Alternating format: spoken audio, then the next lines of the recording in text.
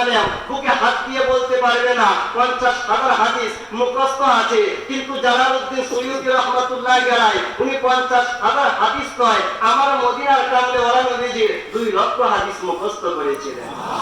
Jalaluddin Suyuti রাহমাতুল্লাহি আলাইহি এমন একজন ওলি আল্লাহ, উনি বলে শোনা, যে নবীজিকে জীবনে একবার দেখলে 7টা জাহান্নামের আগুন হারাম হয়ে যায়। আমি জালালউদ্দিন সুয়ুতী রাহমাতুল্লাহি আলাইহি ওই নবীকে একবার নয়, 2 বার নয়, 10 বার নয়, 20 বার নয়, 75 বার দেখছি। সেই জালালউদ্দিন সুয়ুতী রাহমাতুল্লাহি আলাইহি 2টা কিতাব লেখলেন। একটা কিতাবের নাম তাফসীরে দুররে মানসুর, আরেকটা কিতাবের নাম আল খাসায়াতুল কুবরা। সেই 2টা কিতাবের ভিতরে আমার মদিনার কামলেওয়ালা নবীজির নাম মুবারকের মধ্যে কত বরকত আছে, কত মধু আছে, এই সম্পর্কে লিখতে গিয়ে বলেন, কানা রাজুলুন ফি বানি ইসরাঈলা আসাল্লাহা মিআতাই সানা। বনি ইসরাঈলের এক ব্যক্তি, মুসা নবীর এক উম্মত ছিল।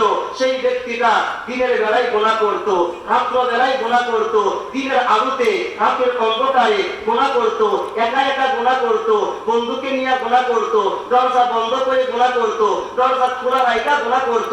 1টা বছর নয়, 2টা বছর নয়, মুসা নবীর এক উম্মত একটানা গুনাহ করছে 200 বছর। সবাই বলেন কয় বছর?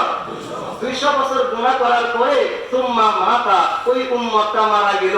বাবারে, আপনি যখন মারা যাবেন আপনার একটা জানাজার নামাজ হবে, আপনাকে একজন মানুষ 2জন মানুষ ধরে গোসল করাবে, আপনাকে একটা কবরের ভিতরে রাখার ব্যবস্থা করবে। কিন্তু মুসা আলাইহিস সালাতু ওয়াস সালাম ওনার উম্মত মারা যাওয়ার পরে কেউ তাকে গোসল দেয় না, জানাজার নামাজ পড়ায় না, কেউ তাকে কবরের ভিতরে রাখে না। তাহলে করলো কি? ফাআকাদু বিরিজলিহি ফাআলকুহু আলা মিসবালাতিন। মুসা আলাইহিস সালাতু ওয়াস সালাম ওনার কিছু উম্মত ওনার 2টা পায়ের মধ্যে দইরা যেইখানে ডাস্টবিন ময়লা ফেলানো হয় ওই ডাস্টবিনের মধ্যে ফালায়া দিছে। ডাস্টবিনের মধ্যে ফালায়া মুসা আলাইহিস সালাতু ওয়াস সালাম পরের দিন তুর পাহাড়ে গেলেন আল্লাহর সাথে কথা বলার জন্য।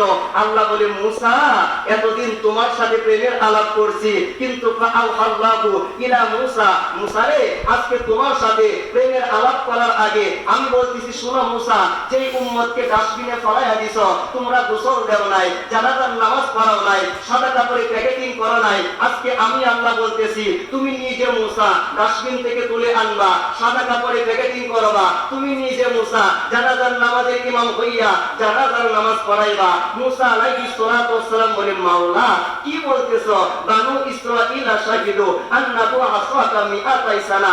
আমার উম্মত বলেছে তোমার এই বান্দাটা 1টা বছর নয়, 2টা বছর নয়, একটানা 200 বছর গুনাহ করছে, এমন কোনো গুনাহ নাই সেই ব্যক্তিটা করে নাই। আজকে তুমি বলতেছো আমি নিজে মুসা ডাস্টবিন থেকে তুলে আনার জন্য, জানাজার নামাজ পড়ানোর জন্য।